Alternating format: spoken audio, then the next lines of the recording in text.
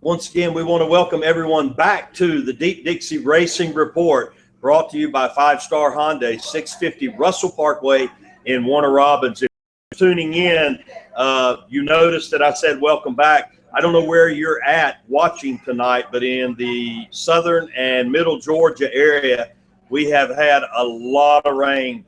We're not exactly sure why, but we did lose it. And we were in our segment talking about the recap and congratulating those winners that took home the checkered flag at different tracks around our viewing area. And as we mentioned a little bit earlier, we are chasing a super late model driver who got a huge payday at Virginia Motor Speedway. This guy's been on a tear as of late. Mr. Randy Weaver will be joining us here hopefully in the next minute or two. Dale, as a matter of fact, if you want to try to see if you can get Randy up on the once again, Pastor Todd Sharon coming to you live from the Rescues Smokehouse Grill, joined by the team, Brian Hester, Dale Hall. We've got Carolyn and Leo Johnson back there. Everybody getting it done. So we're glad that you tuned in to be with us. We sure do appreciate you guys and gals watching us.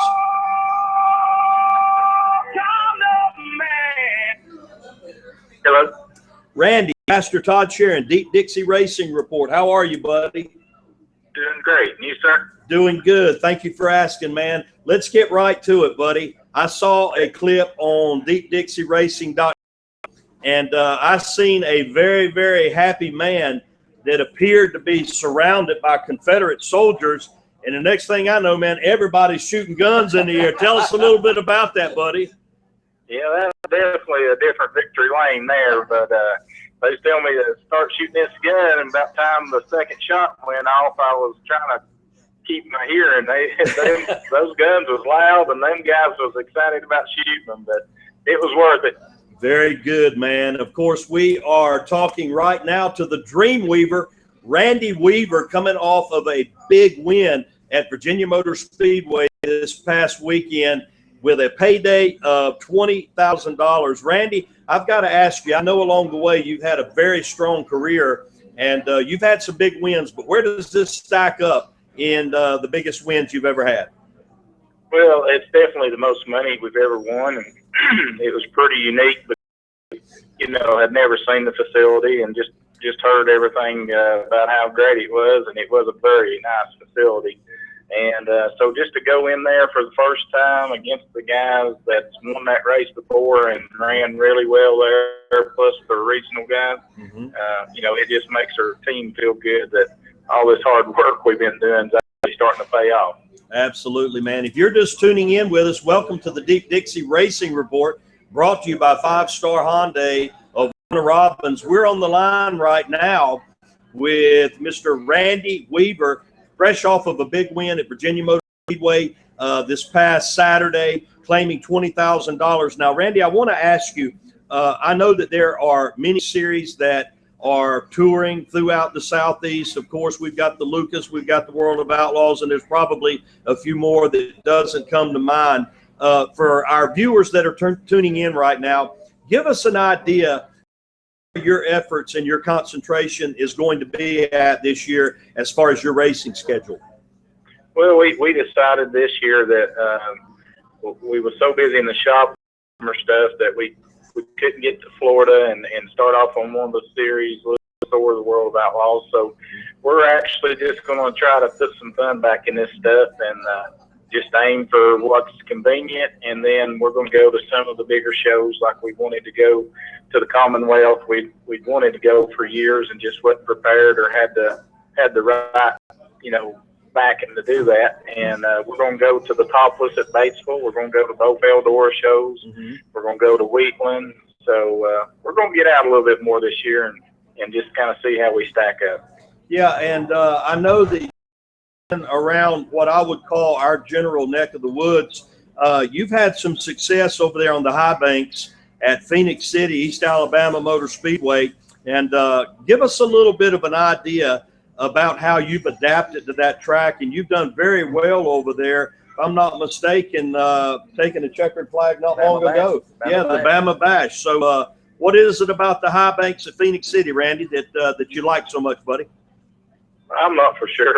It's kind of hard to put your finger on it. But, the first time we went there, we won the race, and it was amazing how many people thought we had been there before. It's one of those tracks that was just far enough away from us. It was hard to do when you held a full-time job and didn't have a lot of backing, or, didn't have a rig that you thought I could make it down there and back. So it's been a lot of years I've been wanting to go, but then once we went, it just kind of fits our program, and we've had a lot of success there. And anytime you can get on a track that they prep right before the race and you can pass or be passed, it's just a good feeling for a racer, because it gives you to show how hard you worked, and the track people will work just for a little bit, and it gives the fans a really good show.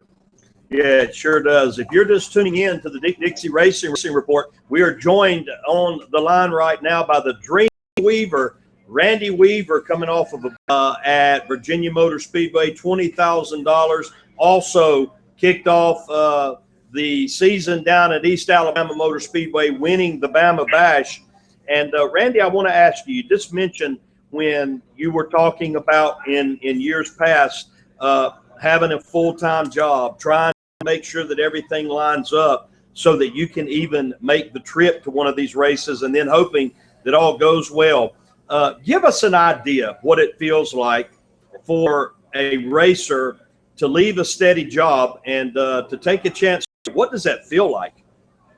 Well, it's a big chance. There's a lot of praying went on before that, and definitely it's just amazing to me that, the Lord's been so good to us and letting us do what we love to do for a living, and then it's all the right people in places. That's the biggest key. Not only I've had sponsors and some rides that looked really good from the outside, but inside it just wasn't as strong as they let on. And once you commit, I'm one of those guys that's like my dad raised me. If you tell something, that's what you do unless they change it. You don't change your side.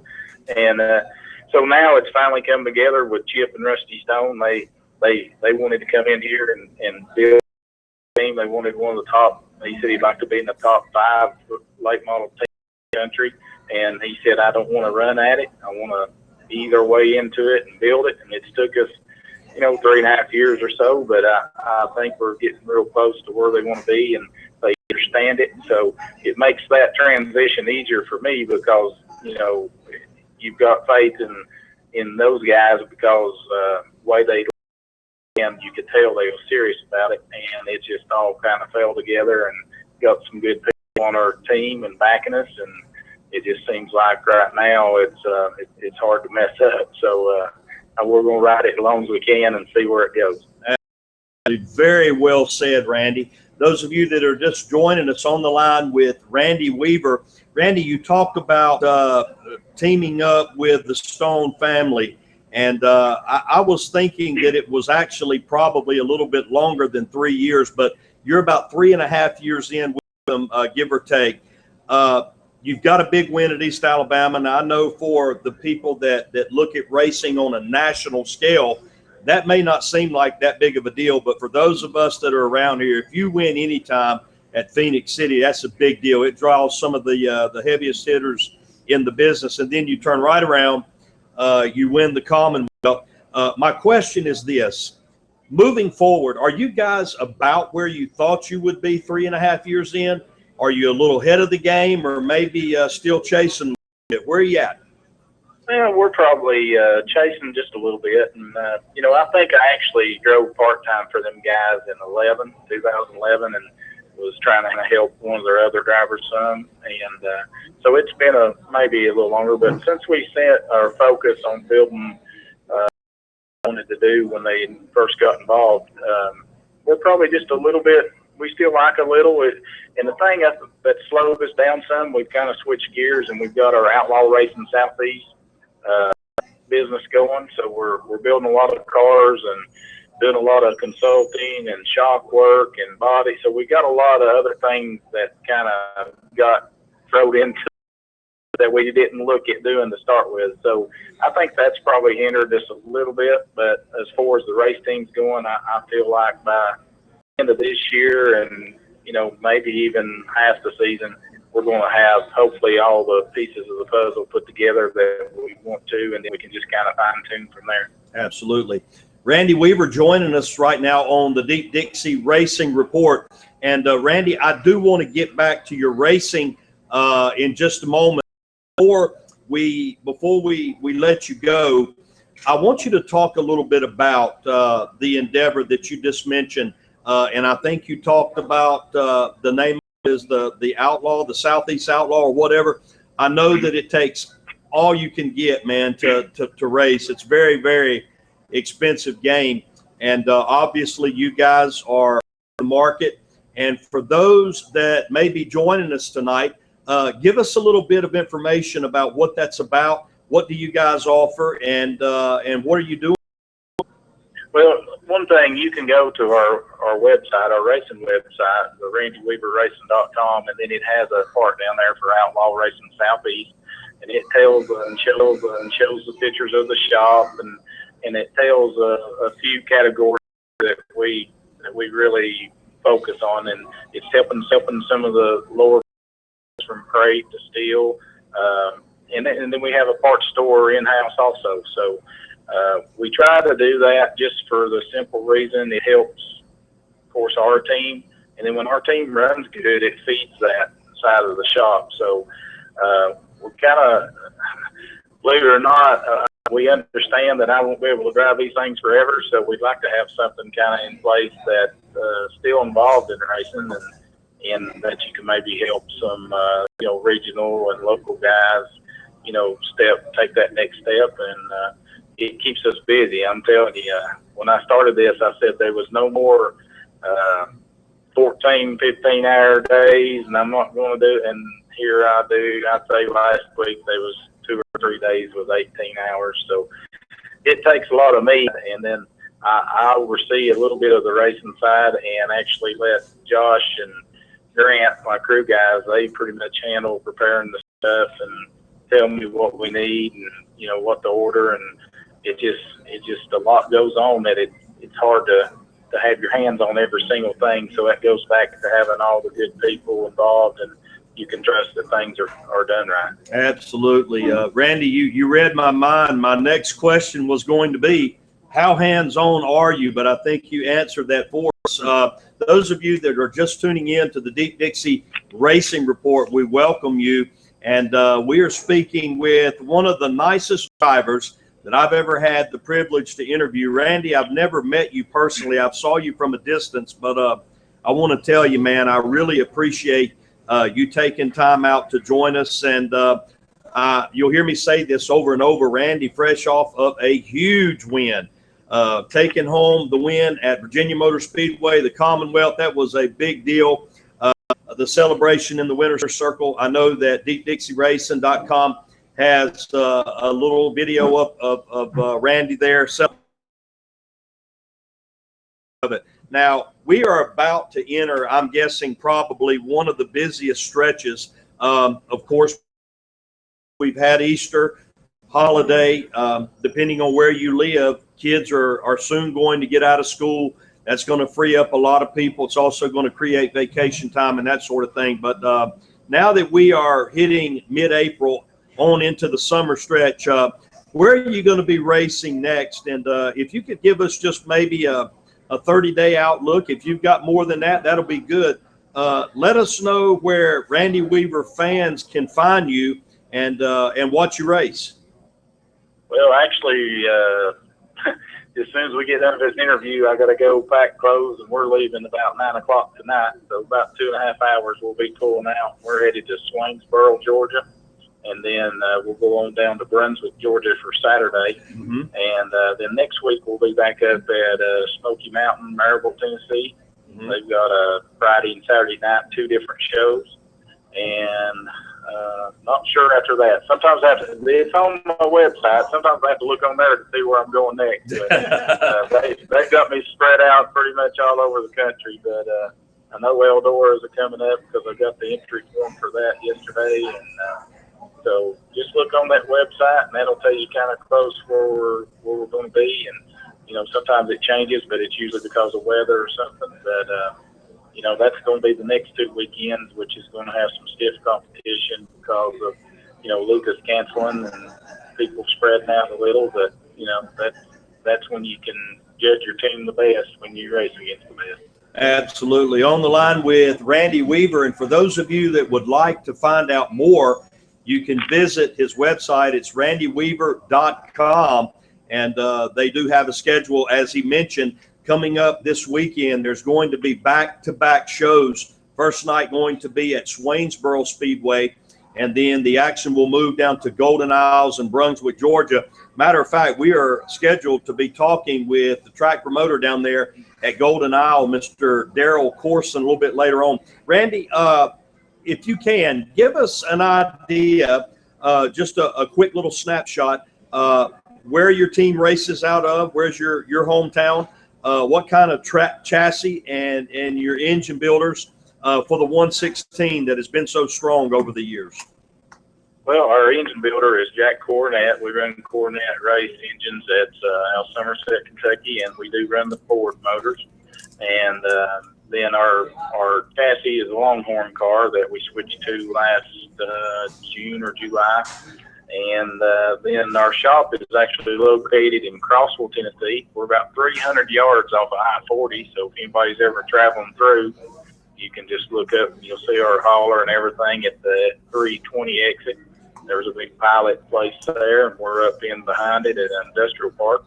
But that Crossville, Tennessee is about 60 miles west of Knoxville, about 110 miles east of Nashville. So gives you a little idea. But it kind of central locates us where we can pretty much go any direction for racing, and it works out really well because it's right here on the interstate. So that's a little bit of what we do. And like I said, on that website, randyweaverracing.com, it shows pictures from the hauler to the shop to different things that we've got going on, plus our schedule, our apparel stuff. So anybody jump on there and got any questions, just give us a call there at the shop, and they can take care of it. Very good.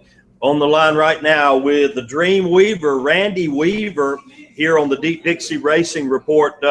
Randy, before I let you get out of here, man, I know that you guys have got to get on the road, and you're going to be heading overnight into the Georgia area. There is absolutely no way that we can do what we do. And I'm talking about from this racing show to our local tracks to every racer out there, depending on if you're at the beginning stages or you're in a super late model, chasing a tour. You absolutely have got to have all the help that you can get. And one of the reasons that we developed this show, the Deep Dixie Racing Report, is it gives our drivers an opportunity to give their sponsors a little more love. We see them on the side of the car, but a lot of times we're so excited, we're so tuned into what's going on, we often don't get the full impact of what it takes to fund a racing team, especially a super late model. So give us an idea on who is helping you, and take as much time as you want, man. We're not in a hurry, and give them some love, buddy. Well, first of all, I've got to thank the Stone brothers. I mean, I've got Chip Stone, which is the AF Stone Professional Medical Services on the side. I mean, it's his race team, and he just, for some reason, picked me to get to drive it, and I'm glad he did. But he couldn't do it without him. And then we've got the Stone Land Clearing and Excavating, which is his brother Rusty. And then, of course, we got Mission Transport. They're a big trucking company out of Loudon, Tennessee. They come on board last year, and I mean, they've really stepped their game up and helped us get the things we need. We've got the Bailey Company, the fork truck lift. We got Save More, the industrial laundry machines that puts in the big laundry mats. That's actually Dennis Harkins that used to own Green Valley Speedway. Wow. So he helps out a ton.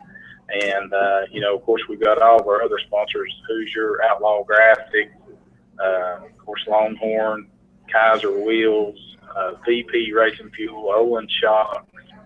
I'm telling you, it's amazing how much everybody thinks they've got a little part, but it makes a big part at the end of the day.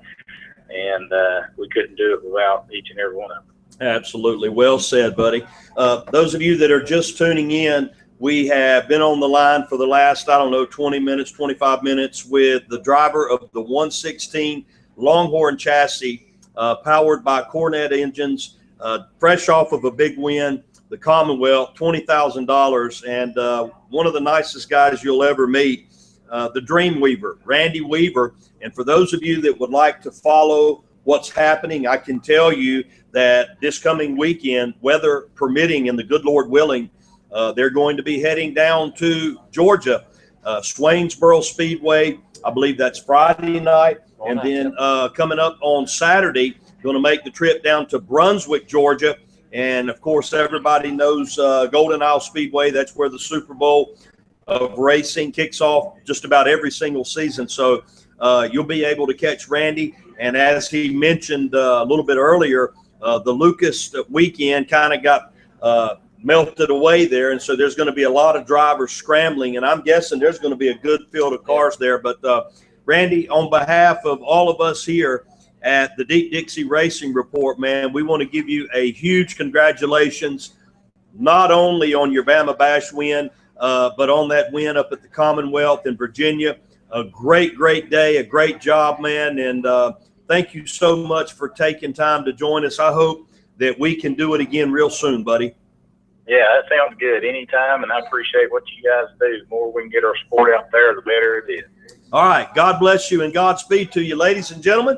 Mr. Randy Weaver, the Dream Weaver, the driver of the 116 car, kicking off 2015 NA. And I mean, I know a lot of guys right now that not only from the monetary standpoint, but to be able to get a win of that caliber.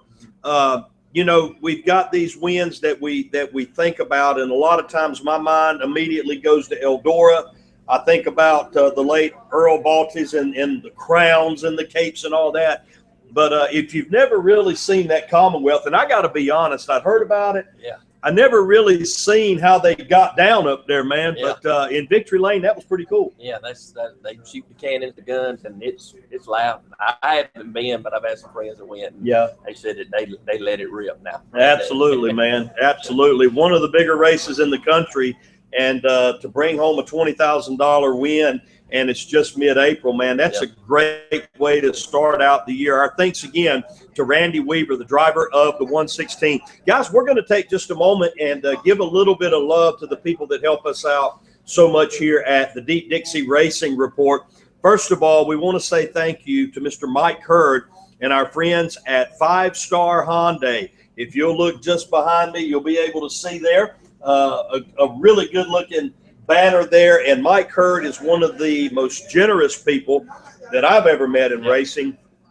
He happens to call Cochran Motor Speedway his home, and he has done so much for the fans, the drivers. He's helped the tracks out, and as a matter of fact, we're going to be talking to one of the drivers that Mike Hurd sponsors with the 5-Star Hyundai 650 Russell Parkway in Warner Robins. He's got a big race coming up, sponsored. Jimmy Thomas Memorial's coming up in Alabama, May the 9th. Yeah, and matter of fact, Jimmy Thomas, his namesake, is going to be on the line with us. Dale, if you give us about 2 minutes, we're going to see if we can get a hold of Jimmy Thomas. And this young man, another young gun, man, I have seen him run. I've seen him run at Cochran. I've seen him run at East Alabama. And this young man is the real deal. But again, we want to thank all of you for tuning in to the Deep Dixie Racing Report. And we are broadcasting live from Rescue's Smokehouse Grill. Now, you've heard us talk about this place, guys, but it is the real deal. I'm telling you, man, every single one of us that do this show, we have eaten here. And pretty much every single time we come, it doesn't matter if you get the ribs or you get a steak, if you get the barbecue. I know that there's specialty items. Leo, what is that? Karen, what is that y'all eat? Is that some kind of a pickle or something you're eating? What is that? It's a what? A grit stick. I don't even know what that is, but you got to come try it out. They have an egg roll with barbecue in it. Egg roll with barbecue in it. They've got a barbecue potato. I saw Dale had one of them one night, and the list goes on and on. And the thing that I love about it is it's such a laid-back place. And You can come in here right after work. It doesn't matter. You ain't got to be dressed a certain way. Raymond and Amy Poor and their staff here, some of the sweetest people you'll ever meet. They're located on exit 75 on Interstate 75. Guys, it doesn't get any easier than that. If you're traveling south, just come right up the ramp and literally look to your right. Here we are. Yep. And it's going to be open until 10 o'clock. These guys stay open until 10 on Thursday nights. And if you want to come on by, grab you some supper, maybe peek in and see our little corner over here where we do the Deep Dixie Racing Report, you're welcome to do that. But do yourself a favor. Come on down here and grab you something really, really good to eat. Dale, let's go ahead and see if we can't get a hold of Mr. Jimmy Thomas, the driver of the 22 car, and a young man that is well on his way. I think he's already made a name for himself, and he's certainly got more to come. Hello. Jimmy, Pastor Todd Sharon, Deep Dixie Racing Report. How are you, my friend? How's it going? Doing pretty good. All right, man. Well, thank you for joining us. For those of you that are tuning in, you came in at a good time. We are joined right now by a young man. If I'm not mistaken, Jimmy, what are you, 22, 23 years old? 23. 23-year-old driver, Mr. Jimmy Thomas. He is a member of that historic Thomas racing family over at Phoenix City, Alabama, and he's joining us here tonight. Jimmy, thank you so much for taking time out to be a part of our show. We were hoping that we'd get a chance to talk to you, and the time is here, man.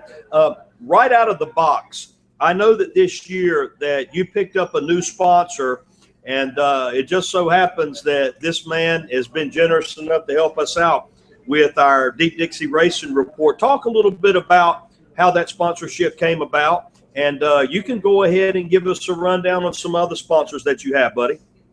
Well, it all started, we're based out of Scorpion Race Cars, but people think I've got it made and all that, but I mean, only the real people Mike heard, he's seen us, how we struggling financially, not able to go to all these races and he'd ask me why, and I tell him, I couldn't afford it and all this. He's just someone that wanted to help get the racers to the racetrack. So he came on board. That's how pretty much he came on board. He seen me struggling, so he put in a helping hand, and it helped out a lot. And, I mean, I just got several people that, that helped me get to races each week, because it costs too much to go to these races alone, out of pocket. Absolutely. And for those of you that are just joining us, we're on the line with Mr. Jimmy Thomas. Now, Jimmy, I think that being 23 years old, I remember seeing you race. I don't want to put a time frame on it, but I'm gonna go out on a limb. I'm probably accurate in saying at least 5-6 years ago, I remember going to the Nationals. I remember going to the state race at East Alabama. Tell us how you got your start and how you come up through the ranks. Well, it all started when I think I was 15 years old. My dad's always built race cars and been in the racing field. I pretty much went in there and told him one night, hey, I want to go racing. And he kind of looked at me real funny, and, well, we pulled some strings together, and my uncle had Williams' old bomber car. We got it over here, and we worked on it, I'd say at least a year. And I finally got to go racing. Well, my first time out went pretty good. I thought I was, big guy there, and I wound up crashing it out, first race out. So I took a few weeks off, and about 3 weeks later after running it, I finally got my first win, and it just all started there, and that made me want to drive even harder to do it. I just kept working at it, and we won a bunch of races, and my first year racing, I won the Alabama State Championship, which I still don't know how I did that, it's just working hard, going towards it. It's all paid off in the end, and then finally a few years later, we got us a limited sportsman car, and I ran it for a year and a half, won a bunch of races in it, and then here I am today in the crate. I started running crate late models in 2013, and that's just what I've been running since, and just trying to keep climbing until we get to the top. Absolutely, man. Jimmy, now you mentioned that you said that you went into your dad's shop and your dad built cars, and then you made mention of your uncle. Of course, the Thomas name is synonymous with dirt track race, and there's a wealth of history there, but kind of give everybody an idea where you land in this family. Tell us who is your father and these uncles that you're referring to, your cousins, and just kind of give us a little snapshot of your family tree. Well, there's my Uncle Billy and my Aunt Bev. The brother and sister there, they run the racetrack and all that. He's been running it since I think 2000, maybe before that, and so forth. And then there's my Uncle Bobby Thomas. People may know he's won the state national numerous times. Mm-hmm. His son Joey and little Bobby, they've raced. And he builds all the Big Bobby. He builds all the motors and stuff for us. And then there's my dad. He kind of, after Gigolo folded the doors, he went on over here to Scorpion Race Cars and started from nothing and pretty much built it up. We got many customers nowadays. I mean, everybody knows that last name, Racing Family, and they come to us. All we worried about is getting everybody in the winner's circle, you know. So it's really, it's just, I mean, just one big racing family, I might as well say. Absolutely. And for those of you that are just joining us, we are on the line with Jimmy Thomas. He is the son of Ben Thomas, the nephew of Bobby Thomas and Beverly, who Beverly's now married. But I know your aunt well had the privilege of coming over and doing the prayer and stuff over there several times, Jimmy. But one of the things that I think that probably is a burden to somebody that has a name like you, and let me tell you what I mean by that. Just a few weeks ago, we were able to talk with Davey Allison's son, Robbie Allison, a great young man. And Brian, if I'm not mistaken, I think he was 24 years old, yeah, something like that. And we talked about not only is it a blessing, but it's also a curse having that name. I have seen you race, Jimmy, down at Cochran. I'm the announcer down there.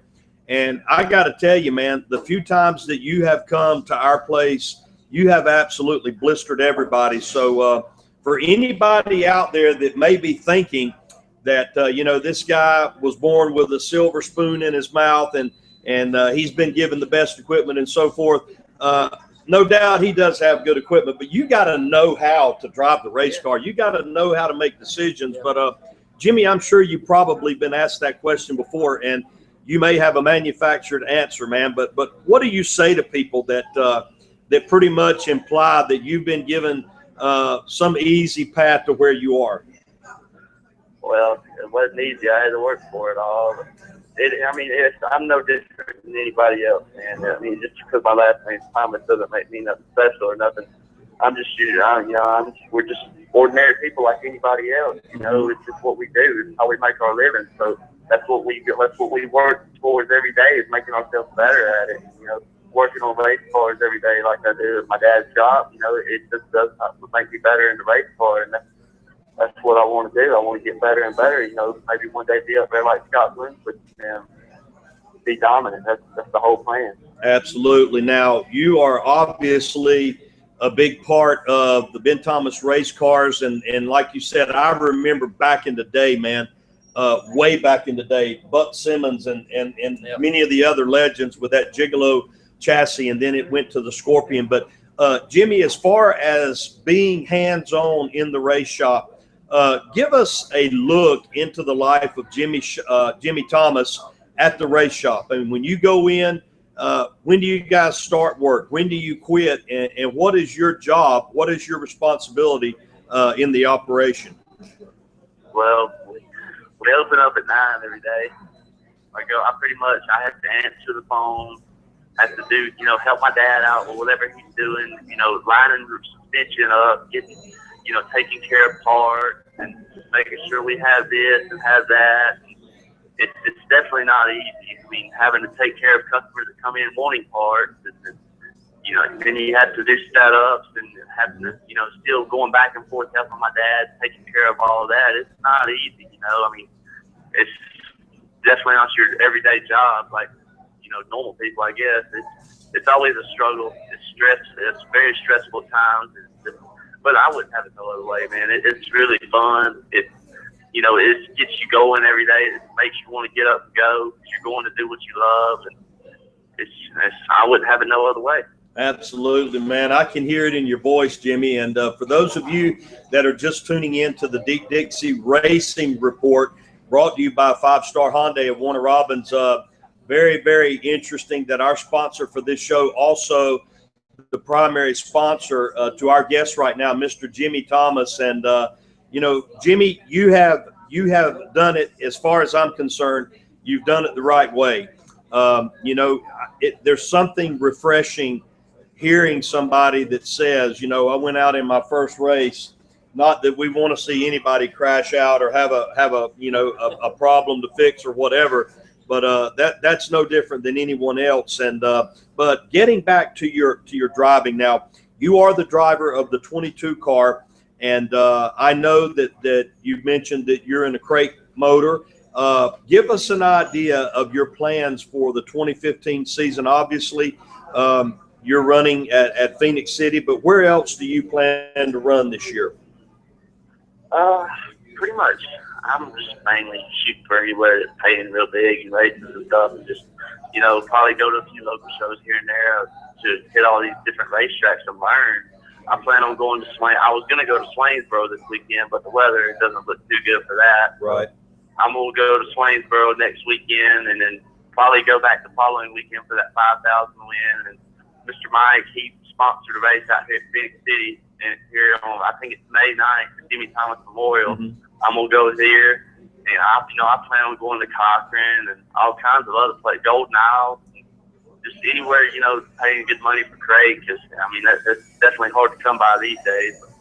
You got to go where the money is, I guess. Absolutely. And Jimmy, you mentioned that race coming up on May the 9th. Jimmy Thomas was your grandfather. Is that correct? That's correct. Do you remember a lot? I mean, do you have pretty vivid memories of time spent with him, or were you too young when he passed, or how did that happen? I wasn't even born when he passed. I think I don't remember what year it was he passed away, but 1992. So I never got a chance to meet him, but I wish I would have. Right. Ladies and gentlemen, we are joined on the line right now by the driver of the 5-star Hyundai number 22. It's a crate late model, Mr. Jimmy Thomas, 23 years old.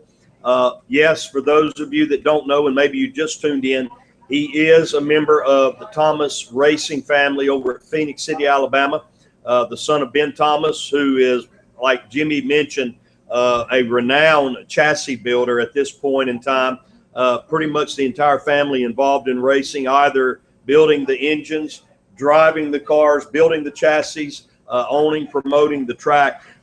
Jimmy, before we let you get out of here, man, we want to say again how appreciative that we are for you to take time out to join us. And we talked a little bit about Mike Hurd and the folks at 5-Star Hyundai, and you mentioned how that even somebody that is successful, and ladies and gentlemen, I don't have a dog in this fight. I don't have any involvement in sponsorship or anything. All I can tell you is that as an announcer, I have seen Jimmy race multiple times. And I'll put it like this, Brian, I have seen Jimmy win more times than not.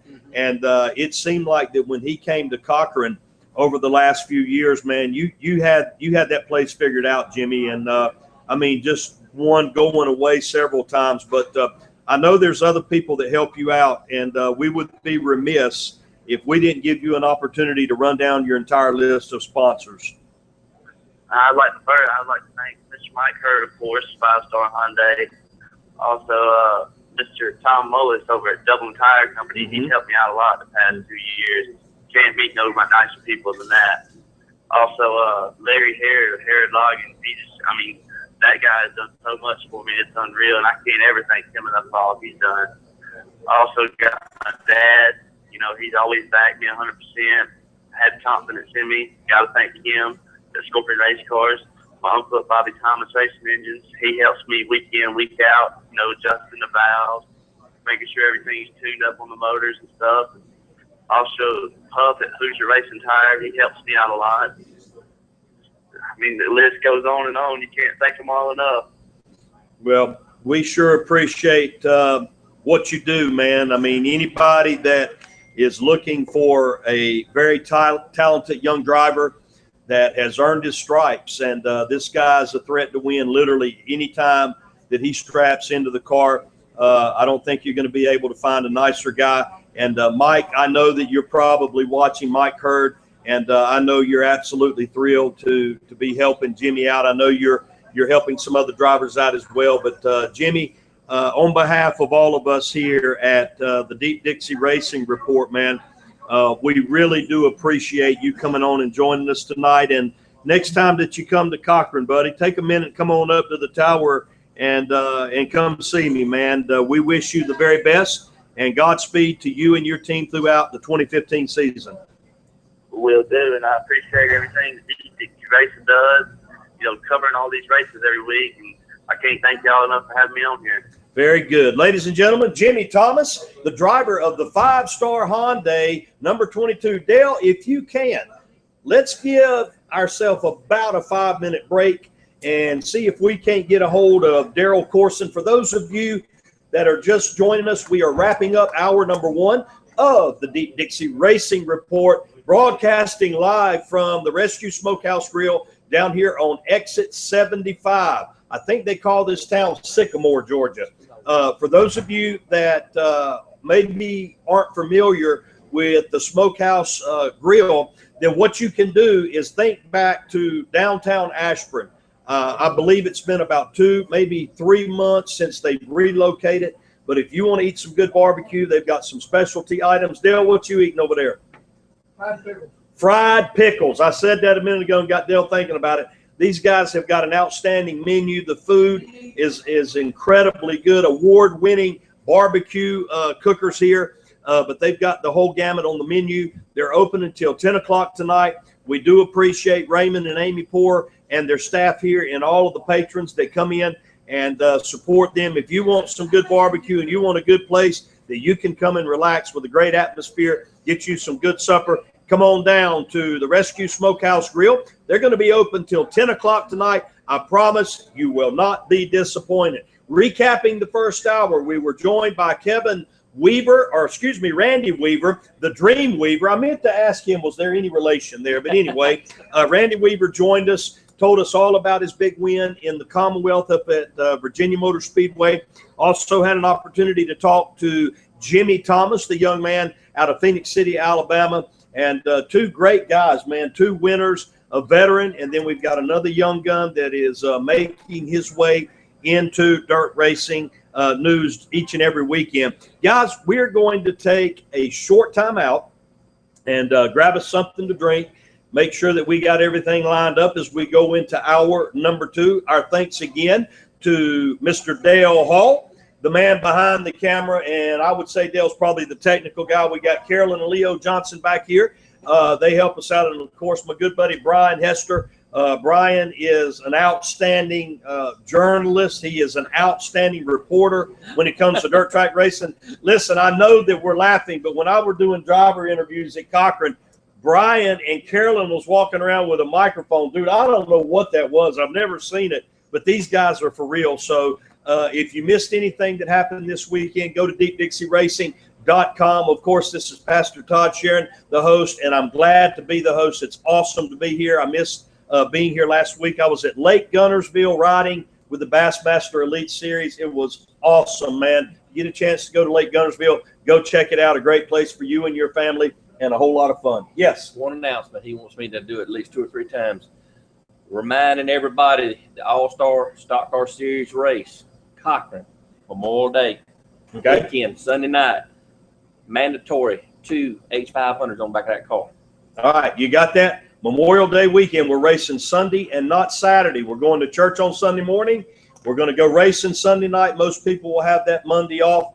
All-Star Stock Car Series going to be rolling in the Cochran that weekend. You've got to have 2 H500s on the back of that pure stock. And any 8-inch tire, Leo, on the front. But you got the Hoosiers. And you got to have the H500s on the back. All right, let's get out of here for just a moment. Ladies and gentlemen, don't go anywhere. We're going to be back with much, much more. Hour number 2 coming up straight ahead on the Deep Dixie Racing Report.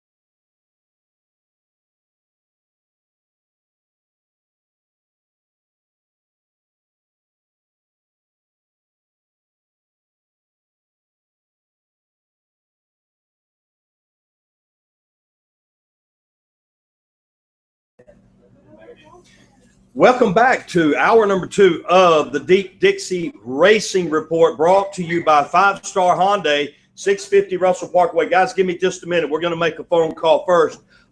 We will be joined in just a few minutes by track promoter, Mr. Daryl Corson. And Daryl will be telling us about a big race coming up on this coming Saturday night. We hope that the weather is going to hold out. Right now, it's kind of iffy here in Georgia. Again, we want to thank Mike Hurd and our friends at 5 Star Hyundai. You can see they are our sponsor. Anybody that would be interested in coming on board as a sponsor, we certainly would love to have you. This is a new endeavor. I believe this is show number 6, if I am not mistaken. I think it's show number 6. And so if you'd like to come on board and be a sponsor of the Deep Dixie Racing Report, then we would love to have you. Very affordable, and we would certainly love to showcase and bring some exposure to your business. Again, we thank everybody for joining us. Our thanks to our interviews that we had in hour number 1. Interviewed the Dream Weaver, Mr. Randy Weaver, big winner up at Virginia Motor Speedway this past weekend, $20,000. Also was joined by Mr. Jimmy Thomas, young man that drives the Crate Late model number 22, sponsored by 5 Star Hyundai. And to all of you that have supported us through tuning in, you've given us your questions, you've given us your comments. We sure do appreciate that. Keep them coming. Just before we get Daryl Corson on the line, I want to give a shout out to my mother and father-in-law, Frank and Juanita Irizarry. They're visiting with us, and I think my wife is going to pull the show up. I don't think they watch it for 2 hours. In fact, I'm sure they don't. They're not going to do that. But if they are watching, we got cut off a little bit earlier. Glad to have you. We love you, and we're glad that you're here. We're going to talk right now with a man that has a huge race coming up this coming weekend. And Dale, I think if I'm not mistaken, he's kind of partnering up with Swainsboro. This, of course, is Golden Isle Speedway down in Brunswick, Georgia. And for those of you that keep an eye on racing, pretty much you know about the Super Bowl of racing. Each and every year, just before Daytona, man, they get kicked off down on the coast of Georgia, and Golden Isle Speedway, a main player each and every year. And these guys have got a lot of exciting things going on down there. And so, Dale, if you will, go ahead and see if we can get Daryl on the line. Welcome to Verizon Wireless. The wireless customer you called is not available at this time. Okay. Please try your call again later. I tell you what, let's do to save time. Let's do this. Let's flip-flop. Right now, come on up, guys. I'm going to invite the Cannell family here with me. I mentioned to you a little bit earlier that they were going to be live in studio. And first of all, we are glad that this platform is a little bit shaky there. But we are glad, first of all, to have both of you guys. And to my right, I'm joined by Cameron Connell. Cameron. Yes, sir. All right. Nice to meet you. And Father? Steve Connell. Steve Connell. All right. Now, what we want to do is we want to just start from scratch. First of all, I understand that there is a second son, your brother and your son, that races with you as a family. And he wasn't able to make it tonight because of some work obligations. But Steve, let's start with you. Tell us a little bit about how you got started off in the racing, and then we'll kind of merge into your sons and how that happened. I started racing probably late 90s, 95, 96, up in Cordele, Georgia, on dirt track. Then I raced in Valdosta for, some weekends we'd alternate and go from Cordele to Valdosta and race. And actually, it was before Cameron was even born, and Tanner was born when I was racing, and we used to drag him to the races. And then when Cameron was born, he was there on the weekends with us too. But won a few races in the time that I raced. I raced about 5 years. Then they paved the Cordele track and raced there probably about 3 years. And pavement just wasn't for me. We like the dirt. I like the dirt better. So that's where it all started with me. And then Tanner is 19 years old, and when he turned 14, for us to get if we could get a race car. So we found us a car, and track close to where we live at was opening up, and he wanted to race there, and it was a dirt track. So we bought the car, and the first night he raced it, I think he finished second, 14 years old. So that's where it started with him. And then as Cameron got older, we bought him a car and let him start racing. And they've been doing it every weekend since. All right. Before I get, I've got to ask you a question. Now, you race Cordell, which, by the way, is out on the road, I guess, north of here. From a fan's perspective, it seems like the asphalt is a whole lot less forgiving than the dirt. Am I correct about that? It is. I mean, we just like the dirt. It seems like it's more competitive.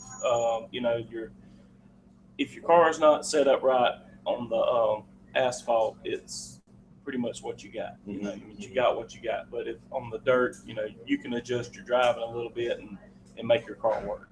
But that's the reason we like it. It just I don't know, it fits us, I guess. I got you.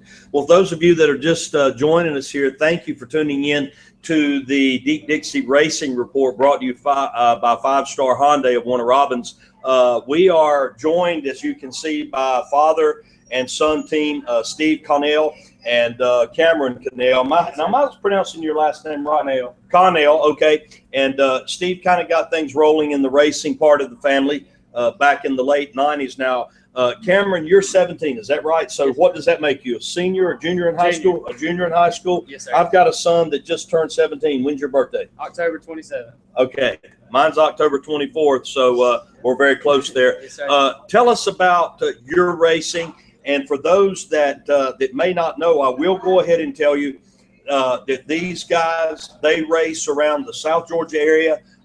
They are not married to one particular track. I know they run at Needmore. I know they run at Albany and probably other places. But tell us exactly which division you race in, your car, and so forth.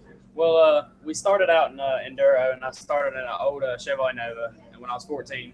And I raced that for 2 years, I believe. And my uncle, he got my brother a limited. And so it started out as we were both going to drive it. He was going to drive 1 week, I was going to drive the other. He lost his other ride, so he kind of just took that car over, and I just stayed with mine. Well, after my other uncle watched us racing all the time, he wanted a car for himself, and so he bought a car, and then the plan was I was going to drive his car, my brother was going to drive my other uncle's car, and it was in the limited, and so we just alternate, or we would go basically wherever we was racing that weekend. We'd race together, and most of the time that's the first time we ever raced together. And I think I was 16 and he was 19 or 18 when we first started that. And since then, here lately he hasn't been racing because he's been so slammed with work. But from then on, it's just always been about limited since last year. We've run the limited, I think, maybe 10 or 11 races so far. Okay. So, now, are you racing for any type of a points championship or whatever's paying the best on that weekend? That's where you go, or how do you do it? Well, it's whoever's closest, whoever's running. But we missed a race this year at Albany Motor Speedway, and we've raced 2 out of the 3 races. I didn't really care about points too much, and I got to looking, and we're 5th in points and missing a race. So I guess we're going to try to run for a championship because we're doing so good. But most of the time, if whoever's running a big race or whoever's local, we'll just go kind of run there because, we don't really try to usually chase a championship. But I think this year we're going to try to either Albany Motor Speedway or Needmore Speedway. We're going to try to go for a points championship. Absolutely. For those of you that are just joining us, we appreciate you tuning in to the Deep Dixie Racing Report. I'm joined live right now at Rescue Smokehouse Grill by a father and son driving tandem. There's also another son involved, not able to be here because of work tonight, but Steve Connell and Cameron Connell. Steve, back to you for a moment. Now, one of the things that I have seen, it's incredible, the generations that are coming on. We've talked about the past winners. We talked about young Will Harrington. He's been a guest on our show. He's 18 years old. Pearson Lee Williams, who we are chasing tonight. Hopefully we're going to be able to get Pearson Lee on the line.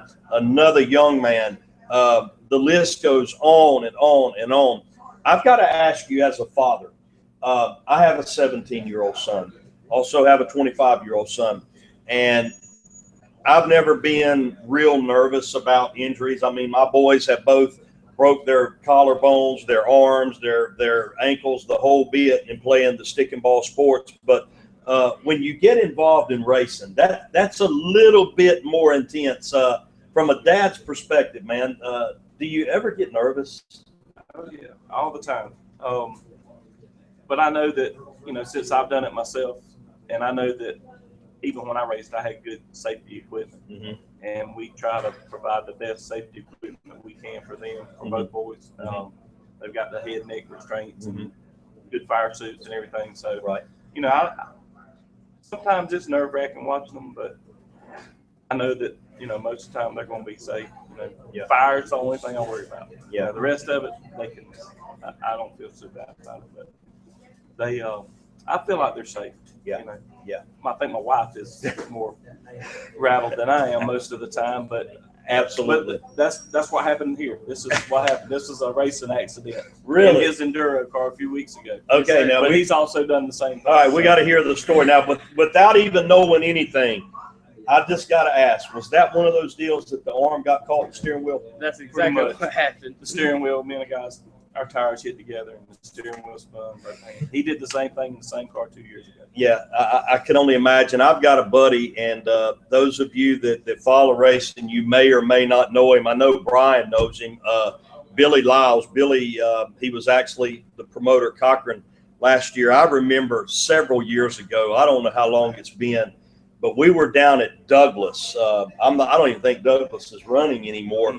But Billy got his arm caught up in the steering wheel one night, man, and it did exactly what you've got.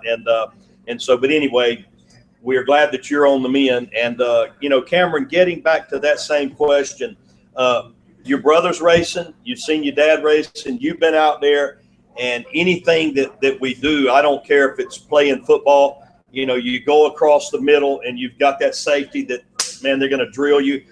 There's got to be a little bit of healthy respect for it. But did you ever have to overcome a lot of nervousness, or was it just something that came natural?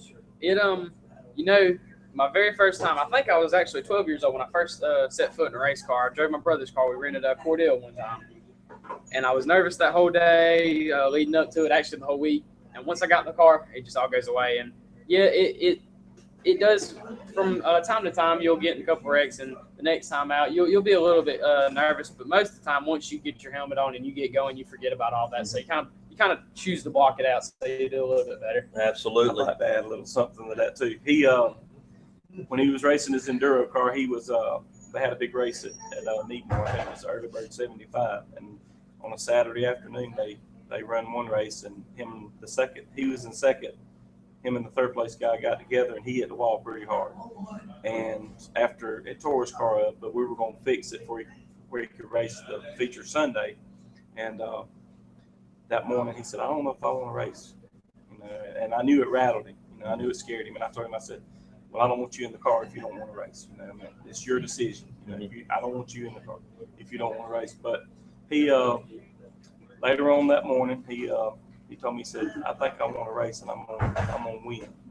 And I said, "Well, that's the attitude to have." And he went out there and won, led every lap. Wow, cool. Absolutely.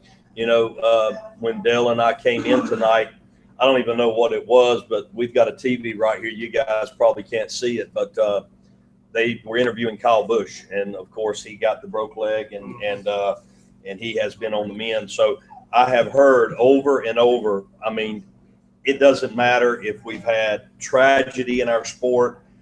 It doesn't matter if we've had guys that have injured themselves, like a broke arm, a broke leg. I have never heard but one answer when the question has been asked, what is the best therapy? What is the best way to move forward with this? And without fail, every single time the answer is get back in the race car. And so it's echoed here again. For those of you that are just joining us, we are joined live here at Rescue Smokehouse Grill with Father Steve Connell, son Cameron Connell, and they're joining us. And Cameron, 17 years old, been racing off and on for a few years. Now, you said that you're running the limited. Now, each one of us that goes to a local track, when I think about Carolyn and Leo Johnson's All-Star Stock Car Series, that particular class that they run where I'm from is called a pure stock. But a lot of people call it a hobby. And if you went far enough, they'd probably call it something else. Explain to us exactly what a limited is. Is that the cars that are just below late model? Is that what that is? Yes, sir. It is. Around here, it's typically a jig built car with either a stock clip and a built motor, or you can run a full tubular late model with a 602 crate motor. So we run a jig car with a stock clip, and we use a built motor. Okay. Yes, sir. All right. On any given week, if you guys are racing pretty much every time the gates are open, what kind of maintenance do you do to the car? I mean, obviously, there's going to be some sheet metal that's probably got to be pulled out or so forth. But if you go out and there's no significant damage to the car for a motor that you guys are running, is it pretty much as simple as changing the oil, changing the filter, looking at your filter, looking at your oil, making sure there's no shavings? What goes into it? Pretty much. That's about sums it up. We get pretty bad about it. We'll most of the time we'll let the car sit on the trailer till about Wednesday, and we got to go racing Saturday. But most of the time here lately, we'll unload the car, take the car tires off, put it on jack stands, and after we wash it, we'll check the oil. Or not even check the oil. Most of the time, we'll either after two or three races, we'll drain the oil. And I mean, most of the time, if it looks good, we'll throw a gear in it, put tires on it, and go racing. So it's really not too much. Put it on the scales just to check it. Yeah, got it. Now, Steve, with two boys that are racing, where does that leave you with the racing now? Are you pretty much overseeing? You still driving? You doing a little bit of both? What's happening in your world? They won't let me drive the fast car, so I have to start over and drive Cameron's enduro car. So I think I'm gonna do a little racing this year after this is healed up. But my brother-in-laws pretty much oversee the cars. They own the cars, the limited cars. I own the two enduro cars we have at home. But I'm gonna do a little racing. But other than that, I'm just there for support. And, help whatever they need me to help them with. Absolutely, man. That is, anything that I think that a family can get involved with together, I'm all for it. And I can tell you, people that are into racing and get introduced to racing, it's like hunting and fishing, man. That's right. You get somebody in the outdoors at an early age, and you pretty much got them hooked for life. And talking about two enduro cars, two limited cars, that's a lot of upkeep, and that's also a lot of funding. I mean, just by thinking about, if you didn't have to do nothing else but pay the entry fee, get in the gate, buy fuel, and keep some tires on the car, you're talking about a big price tag. So before I let you guys go, man, I want you to tell me who helps you out with the cars. Obviously, owners of the enduro, your uncles are the owners of the limiteds, but you got to have help. You got to have sponsorship, and tell us who helps you. Well, first off, I want to thank my mom and dad. They get me to the racetrack every weekend, and they're the big supporters. But for my limited car, it's my aunt and my uncle, Kyle and Loretta Kitchens. They're the funding behind all of it. They own a business, K2 Construction, and we have a couple other sponsors, G&K Enterprises and Wild Mike Race Engines, and they help us out they help us out time help pay for our maintenance we need for the car, and our Wild Mike Race Engine, he comes and helps with the motors all the time, so they're a big help to us. Absolutely, man. Well, I appreciate you guys joining us. You did a great job. It's not easy getting up here doing this, is it? It really isn't. And for those of you that are just joining us again, thank you for tuning in to the Deep Dixie Racing Report. I know that early on in the show we lost the feed. Not sure what happened. Guessing probably because of the amount of rain that's been falling in our area. But anyway, we hope that you're back on loud and clear now. And right now we are about to say goodbye to Mr. Steve Connell, Cameron Connell, 17 years old. Seems like a great young man, and junior in high school, just about to be a senior, the best days of your life. And, right now I know you've heard your dad say it, but do all you can for preparation, man. Take this time while you've got the opportunity. Get everything that you can get as far as education. Do what you can do, man. Listen to your mom and dad. You need their guidance now more than ever, and I know you're going to do that. So let me shake hands with you this way. All right, Steve, thanks. hopefully you'll be back in the saddle real soon. Cameron, thank you. You guys Thank did a you. great job. Ladies and gentlemen, Steve and Cameron Connell, you can find them racing pretty much every weekend, either at Needmore or Albany Speedway. Cameron already said they got off to a good start, didn't really plan on it to be a points type of year, sitting 5th in the points right now. By the way, Ben Sumner, one of my best friends in racing. As a matter of fact, we got to see each other this past weekend in Cochran with the Southern Thunder Late Model Series. But anyway, a good job. Thank you so much, and we wish y'all the very best in the upcoming season. All right, coming up next, we've kind of tried to flip-flop. Right now, we're about 8:25 on the clock. Again, we appreciate y'all joining us.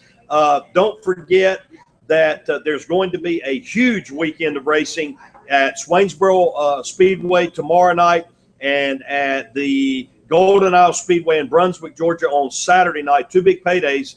And I think that weather has washed out quite a bit of some of the bigger series. And so if the weather will hold out, and I can tell you before I left, earlier on in the week, it was something like 70, 80, 90% all the way through the weekend. And strangely enough, it's saying that we've got about a 20% on Saturday. Now, I don't know if we're going to be able to overcome the 100% on the other days, but hopefully we'll be able to do that. But if you get an opportunity to go to your local track, go check it out, man. The racing season is really, really kicking off in full swing right now. Pretty much every track got it going on, and go check it out. All right, right now we're going to change gears. And Dale, if you can, we're going to take another shot at Daryl Corson. He is with Golden Isle Speedway in Brunswick, Georgia. Welcome to Verizon Wireless. If, The wireless customer you called is not available okay, at this time. let's do this, Dale. Let's immediately go to Pearson Lee Williams. Let's see if we can get a hold of Pearson Lee. And while Dale's doing that, let me remind you that the Deep Dixie Racing Report, a relatively new endeavor. I think this is our 6th show, and we do want to say thank you to everybody that has tuned in. There's been many of you that have come up to me at the racetrack in Cochran. You've given us some great feedback, and keep those comments and questions coming. DeepDixieRacing.com. You can find a replay of every show that we've done, I believe, and go check it out. If you miss out on something tonight, you'll be able to see a rerun, and hopefully you'll be able to catch up on the interviews that you may have missed. On that note, while we're trying to get a hold of Pearson Lee Williams, Hello? Pearson Lee, Pastor Todd Sharon, Deep Dixie Racing Report. How are you, buddy? Doing good. How about y'all? I'm doing good, man. It's good to talk to you. Ladies and gentlemen, we're joined right now by another young gun, fresh off of a big, big win this past weekend at Swainsboro Speedway. Guys, thank you for joining us. We sure appreciate it. God bless you. He is the driver of the 121 car, and he races around our neck of the woods quite a bit. And I can tell you by being around him many, many times, interviewing him multiple times, and being around his parents, as good of a race driver as he is, I can tell you that he is a son and a young man that any parent would be proud to have. Pearson Lee Williams, right out of the box, PL, let me congratulate you on a big, big win this past Saturday night at Swainsboro. Of course, I was in Cochran. I did see that you won the race, and I wasn't able to tune in to much of it as far as any kind of reports and things. Give us a rundown of how your weekend went, how practice went, how qualifying went, where you started, and what it took to take the win. Well, we actually started the weekend off in Waycross Friday night, and really we prepared the car for a different type of track, and then thinking that the track was going to do something, but it really was totally different. And we kind of had like a poor night there. It kind of discouraged us a little bit, but we got up Saturday morning, came back to the house, got everything going.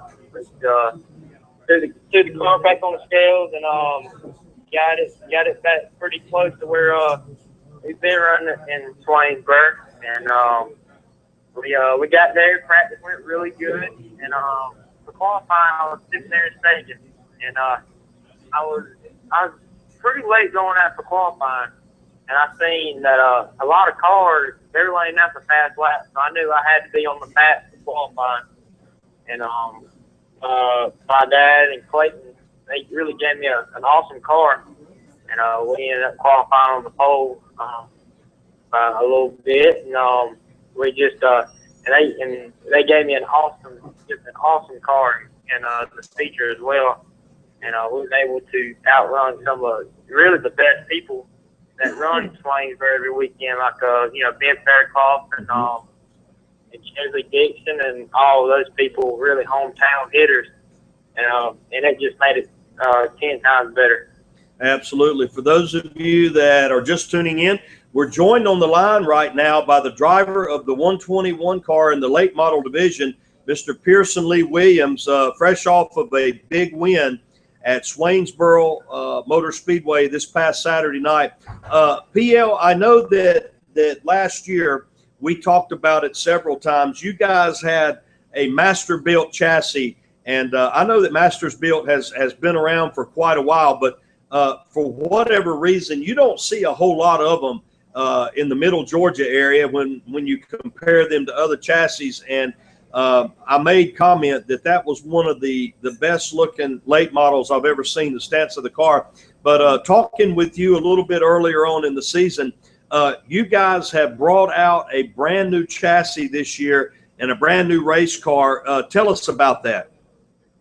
Yes, sir. Well, actually, this year we've had this car for about a year now, and we just took our time putting it together. Really, not no big rush to put it together, and right out the bat, we went to Alabama for the Bama Bash and ran just spectacular in it. First time me as a driver been in that seat driving Alabama, and first time that car has seen dirt. I just thought it was a win in itself to go there and run as good as we did run. Mm-hmm. We went to Swainsburg a couple of times, ran really good, and our fifth time out in the car, we ended up getting a win. That really shows of how our crew has really just busted their tails on this thing, getting it race ready for the season, and really just getting it to its peak. And that really shows for really all of us. But it's really a really good car, and like you said, just like the matches, you just don't see them around here. But they're really just awesome cars. Mm-hmm. We're joined by Pearson Lee Williams right now on the line.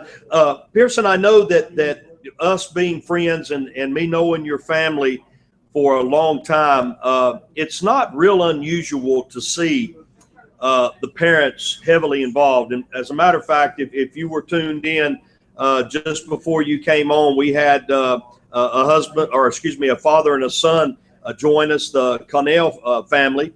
And these guys raced together, and it's no secret that I believe that you're a third generation driver, but I can tell you that I've seen your dad, Frank Williams.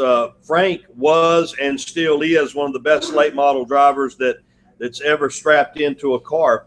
But what a lot of people may not know, your mother, Erica, who is one of the sweetest ladies you'll ever meet, Erica is not one to really jump up and hold a clipboard and worry about getting her hands dirty. Erica will jump right in there and work on that car just like anybody else will, Pearson Lee. And tell us about that. Yes, sir. Like I've told people this for 5 years, whenever I started racing, my mom and dad have been my backbone through the thick and thin, through racing, through whenever I was coming up playing any kind of other sport. My mom and dad have been my backbone, and they helped me through racing more than I could ever imagine telling everybody. And but it's just such a blessing to have my mom and dad to help me. And with my dad being, he's racing for 20 years before me. He's really the one taught me about racing and driving, and just kind of took me up under his wing and taught me everything I know. And Mama is she's really smart. Most people go up to her and oh well, she don't know nothing, but she's really smart, and she's also taught me really everything I know. So them put together is just a blessing for me. Yeah, man, and I know that Frank and Erica, I'm sure they're tuning in right now, and like I've told you before, Frank and Erica, you've raised a good son here, and every time that we see the 121 come out, personally, I have called races at 441 Speedway. And sadly, I don't think that 441 opened up again this year. Of course, you've been to Cochran. You scored the win down at Swainsboro. And I'm telling you, man, when this young man gets strapped into a car, he is a threat. I cannot tell you how many times that we've had a double-digit field up into the 20s in the late model division. And like PL said, you're talking about guys like the Faircloth brothers, and PL, one of the brothers, Jeremy, was with us at Cochran. He had a top 3 finish there. But when you outrun guys, at least in our area, and I know all of you probably have your network of stars and the guys that are solid, but when you outrun names like Faircloth, Edge, and Harrington and other big names, the list goes on and on. That is saying something. And Pearson Lee, you took to this pretty quick. I mean, you started out in a lower class, but it wasn't long before you got into a late model. In a snapshot, give us the stepping stones and the journey that you took to get to where you're at now. Like you said, we started off in a lower class. We started off in Bomber, and really just went from there. We run 441. That'd be about 5 years ago. We ran 441 a couple times, but we ran the majority of the season in Swainsboro. We ended up winning about 10 races down in Swainsboro my first year, and then my dad. He was still racing at the time, decided that he really wanted me to be in a late model. So we all got together and we got one together. We practiced it, made sure I was comfortable in it. Now that's what I want to do, and I've been driving one ever since. And it's been a really, really hard road. Nothing's really been gave to me. Nothing's. I felt like I've earned everything. So, and which makes it 10 times better. And I'm really glad that my parents gave me this opportunity, and the good Lord gave me this opportunity. And I'm just glad for all the blessings I've received. Amen. Amen. We're being joined on the line right now by Pearson Lee Williams, the young man that hails out of Dublin, Georgia. And he comes from a very historic family in his own right. Grandparents, mom and dad heavily into racing and have been for as long as I've known them. And Pearson Lee Williams has come along and is doing his family name very, very proud. Now, Pearson Lee, I know that you guys have kind of bounced around a little bit and raced a little bit in Swainsboro. We've seen you a couple times at our place in Cochran, and again when 441 was open. What is your plans for 2015, and do you have a particular track that you guys are targeting for the lion's share of the season? Well, with this new car, we got the 604 crate motor in it right now, and I believe the majority of the season will be in Swainsboro. Swainsboro's really having some big shows this year, and I'd love to have the opportunity to really do good in some, maybe even win some. Mm-hmm.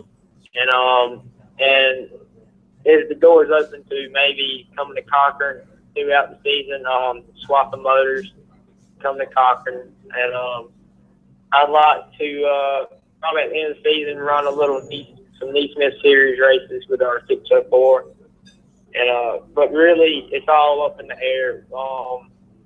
We've got a little schedule in our mind set up for where we really want to go, but really it never really works that way. We usually decide where we're going to go about Wednesday or Thursday. Got you, man. Well, coming up this weekend, as you mentioned, by the way, we're joined by Pearson Lee Williams, the driver of the 121 late model car, and as you've heard him say, they can swap the motor out. They can run a crate. They can run a built motor. And there's some big shows that are definitely coming to Swainsboro, and weather permitting and the good Lord willing, this coming Friday night. As a matter of fact, tomorrow night, there's a show planned. And then the following night, Saturday evening at Golden Isle Speedway in Brunswick, Georgia, we are efforting Mr. Daryl Corson, who is with the Speedway, and we're hopeful that we'll be able to get him. I think we'll be able to get him in just a moment. But Pearson Lee, are you guys, are y'all planning on running that back-to-back schedule in Swainsboro and Golden Isle should the rain hold off? For right now, we're just planning on running Swainsboro Friday night. Mm-hmm. And I'm not sure. I hadn't heard what all they're running Saturday in Golden Isle. I just know about the Ray Cook race. But for right now, we're just going to run that show on Friday. Show Friday night. Okay. Again, joined by Pearson Lee Williams, the young man out of Dublin, Georgia, doing an outstanding job in the late model division. Pearson Lee, before we let you get out of here, buddy, I know there's a lot of people that help you out, and one of the things that the Deep Dixie Racing Report was designed to do was to help drivers just like you to be able to get your sponsor's name out there. Also, to give you an opportunity to maybe get more sponsors. And so, guys, all of you that are watching right now, not everybody's a race driver. Not everybody's a mechanic. Not everybody has a relative that races. But there's a lot of people that really want to get on board from a sponsorship standpoint. And I can tell you, man, the racers need all the help they can get. And this young man is one of them, man. He is somebody that would represent your business well. He carries himself as a professional well beyond his years. He comes from a good family, and he's been taught well, and it shows by the way that he carries himself. But PL, give us a rundown of the people that help you out as far as funding. Well, of course, I have my mom and dad. They don't, they just don't help me with funding, but they help me with, my spirit and just many ways. Mr. Tom Mullins at Dublin Tire, he's got a heart as big as this shop right here. He's helped me out more than I could ever imagine.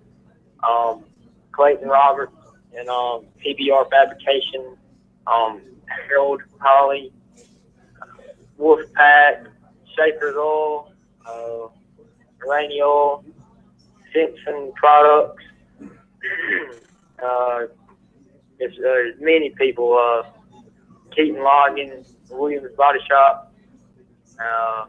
But like you said, racing's getting where you need some more sponsors and a lot more funding. But we're always open for a new sponsor to come on board. We always got a spot open on the car for anybody that wants to get their name out there. Anybody that just loves racing and wants to be a part of it. We're always open to them. Pearson Lee, for those that would like to follow you this year or maybe be able to get in touch with you, what is your contact information?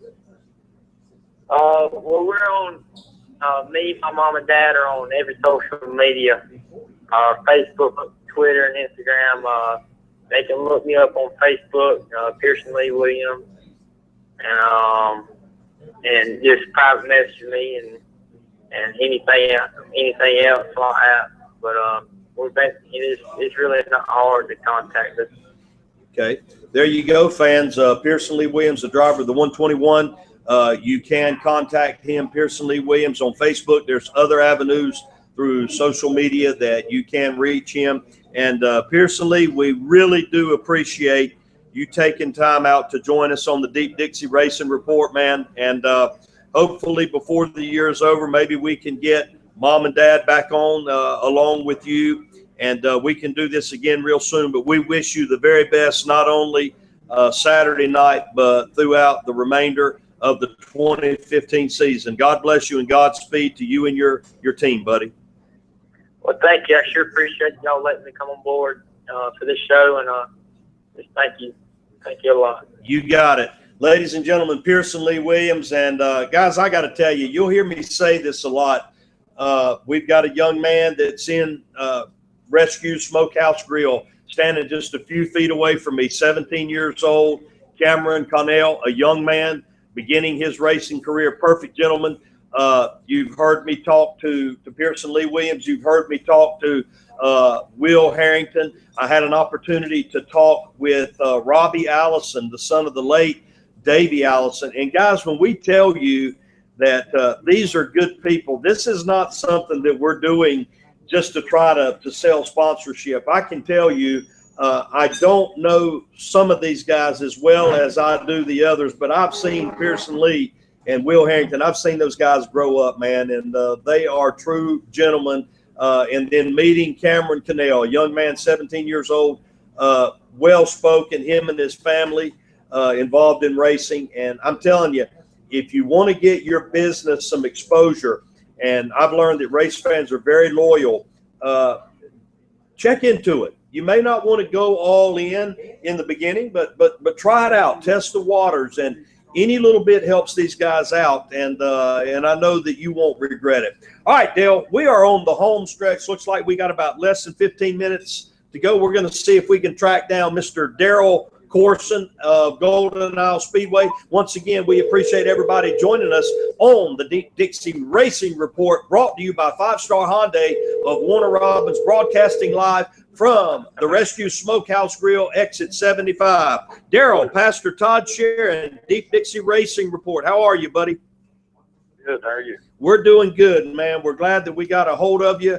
And Daryl, we've got just a little bit of time, and so we want to get right to it. First things first, I know that you have a big show coming up Saturday night, if the good Lord wills and Mother Nature allows.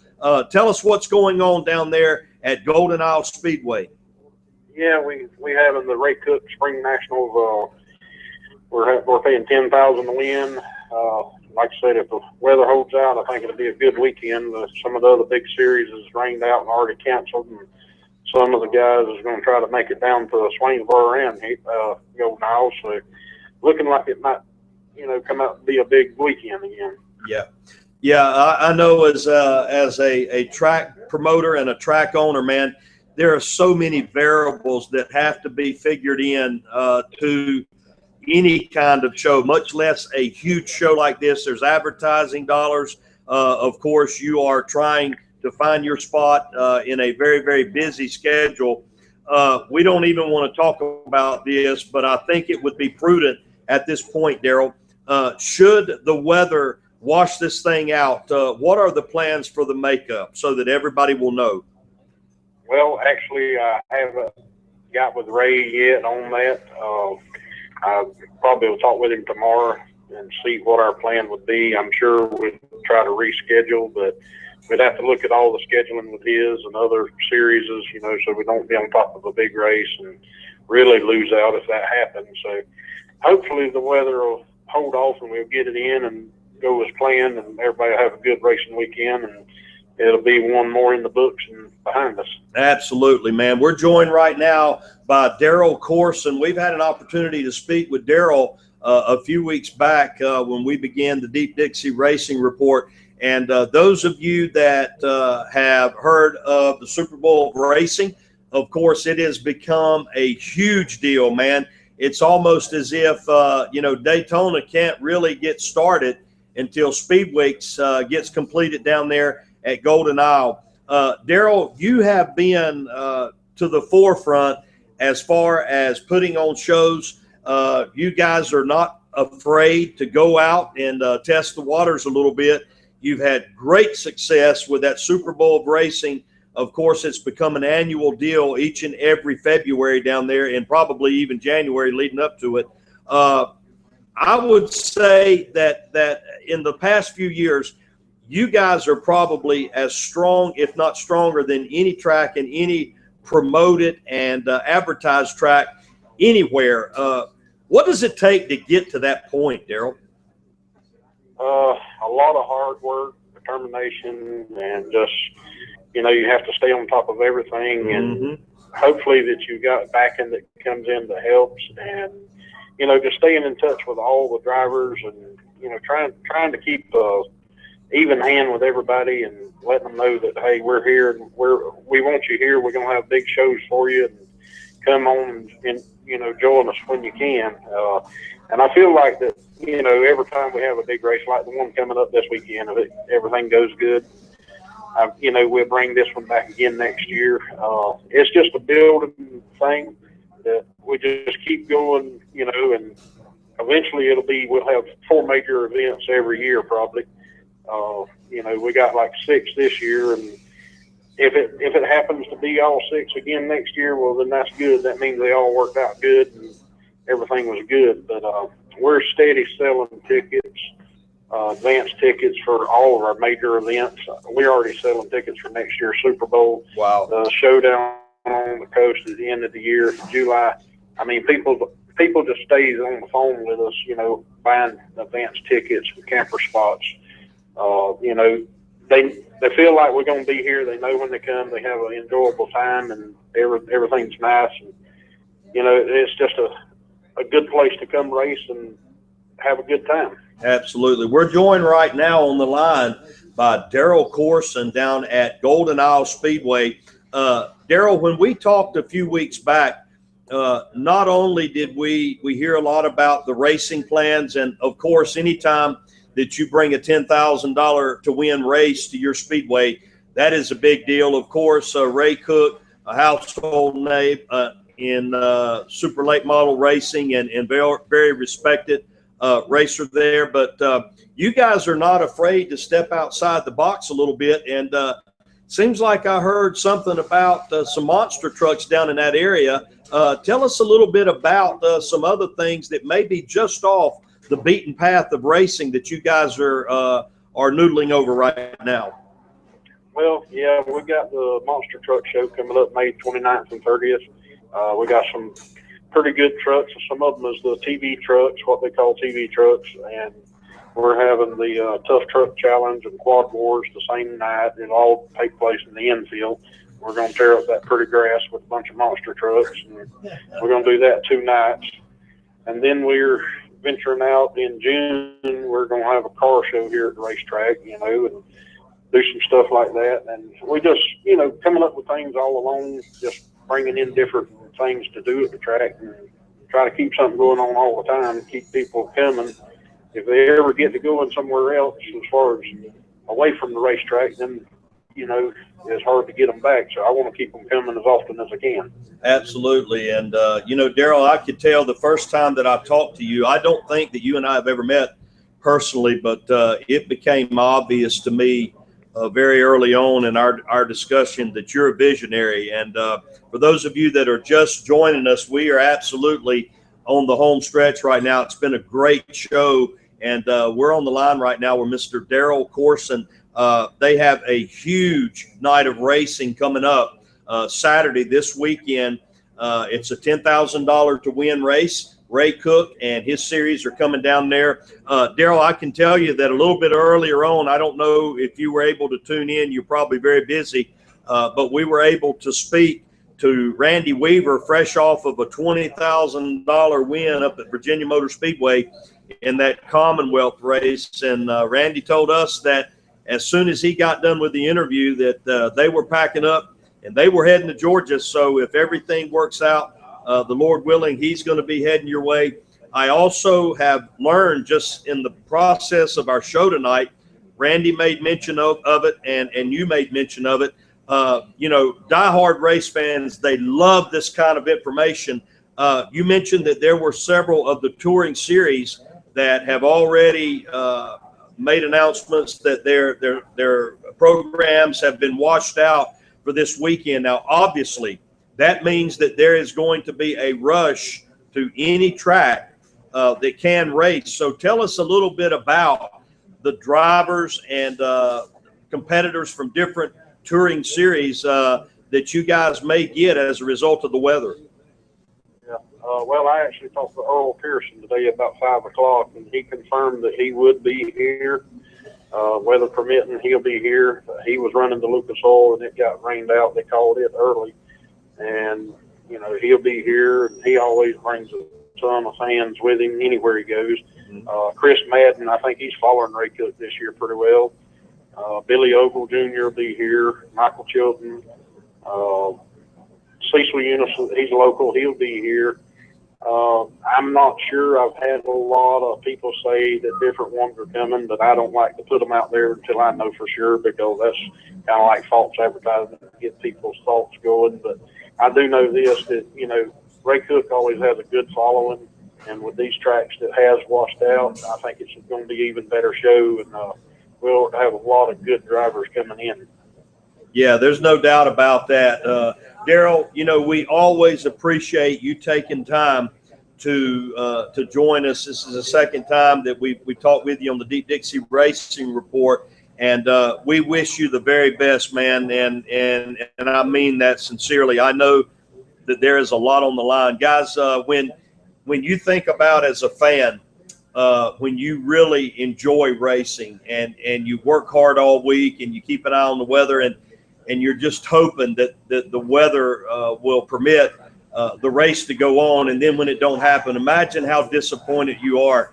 Well, imagine if you had thousands of dollars invested in advertising. Imagine if you had a schedule that there's almost never an opening in, that you've got to try to find a place to make this up. That is the life. That is a small picture of the life of a track owner and promoter. And I got to say, man, our hats are off to you, Daryl. Again, you're not afraid to reach out and to step out of the box. And we really hope that the weather will hold out. And, you know, the forecast right now, the last I saw, at least for Middle Georgia, is about 20% chance of rain. So you never know, man. The good Lord liable to hold the flood back. And you may be the one right in the middle that gets it done. We sure hope so. Yeah, I'm hoping for that also. And it has changed from yesterday to today. And a lot of people know that they come to my track, it's got to be raining pretty well before I'll cancel, because I want to race. I want the people that pull out of town to race. I don't want to have to turn them around and send them home. Right. You know, I do try to put in the race on the local nights. I'll stay here and work on the track at 9 o'clock, and then we'll start if I have to. That's what I was doing earlier. I was out there working on the track. I was getting texts of when I was supposed to be on the radio and stuff, and I was trying to finish up and do what I had to do. And I don't know why my phone weren't working. I guess it's run off the hook today, but that's all right. I'm on the other phone now.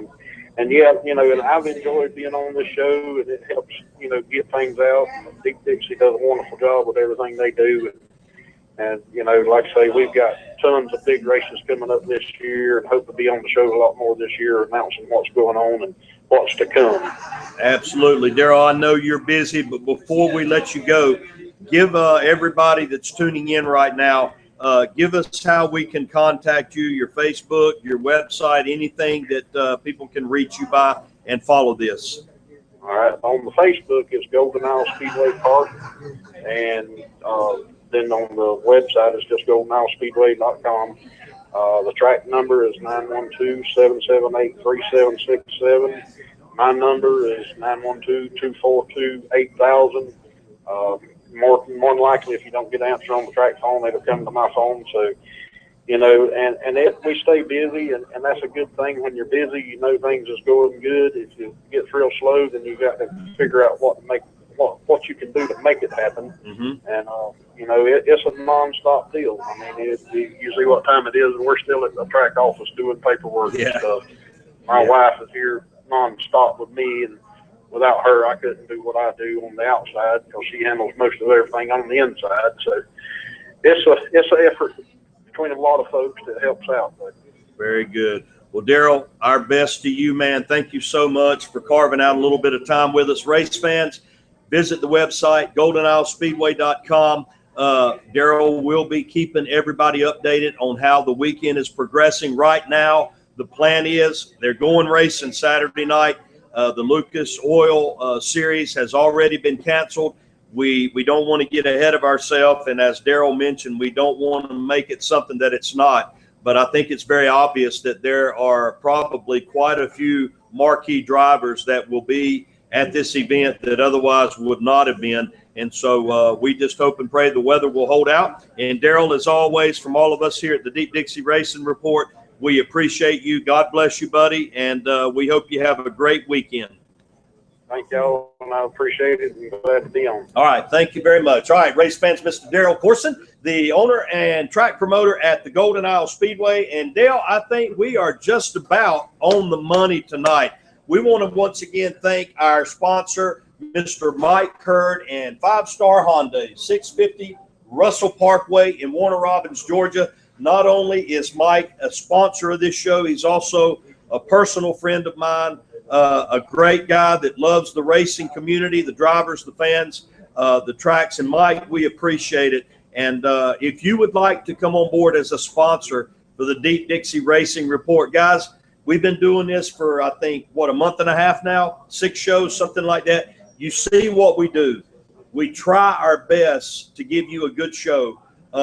2 hours is a long time to sit down and watch anything. We understand that. But that's why we try to keep the guests coming, man. And I've got to tell you that early on, I'm very, very happy that we've had some of the guests that we have had.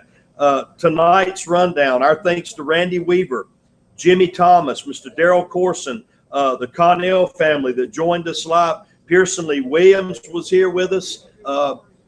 Next week, we're working on getting David Reagan. Yes, next weekend, whatever you do, don't miss it. We are efforting David Reagan, and we feel very confident that we're going to get David.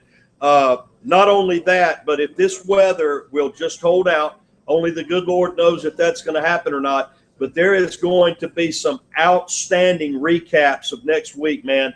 There's racing in every corner. Pretty much everybody is up and running right now. And if you haven't made your way out to a racetrack so far this year, the weather is a little iffy depending on where you're at. It's not going to be cold. It may be a little nasty, but hopefully you'll be able to get through it.